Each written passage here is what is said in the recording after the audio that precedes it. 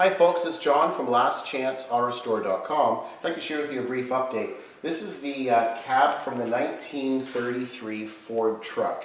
In a previous video we shared with you where we had the frame all media blasted to bare metal, and we were doing a lot of sanding and body smoothing on the cab. Now we have the cab to the point where it's almost ready for paint. So we're going to be painting it the period correct green, and it's going to have the black fender accent. So there's been a lot of work that's taken place. It's very hard to show in terms of photos or in the video when we're doing restorations on these vehicles, because it is painstaking how many hours it takes to sand, especially in all the crevices and nooks and crannies. And you're going from an 80 grit sandpaper and going all the way up to a final 400 sandpaper.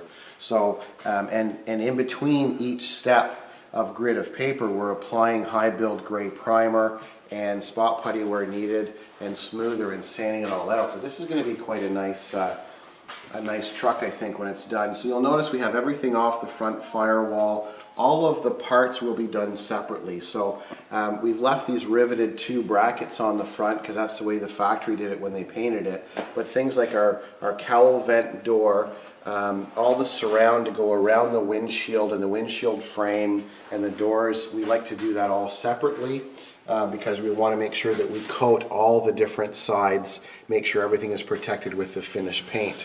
You'll notice on the inside we didn't do too much on the actual cab part. What we're going to end up doing later on, this is all protected and coated, and then everywhere where you see the gray is going to be the finished paint that we're going to see, the nice new green color.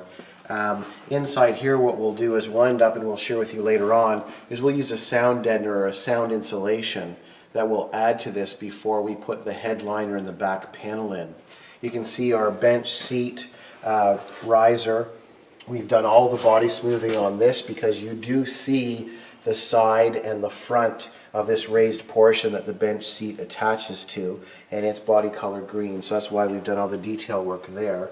And then you can see along the front, now we've gone a little bit further than most people would go. This front panel, there's a dash pan that's metal that gets bolted on top of this, but we want to make sure that we protect this and that we paint it, because you're going to have 2 panels scrubbing against each other, so we don't want to leave that as bare metal. You can see we've done above the header, and then the bottom part of the visor is really tricky to do. We've gone in behind and sanded and prepared all of the inside of the visor with addition to the outside.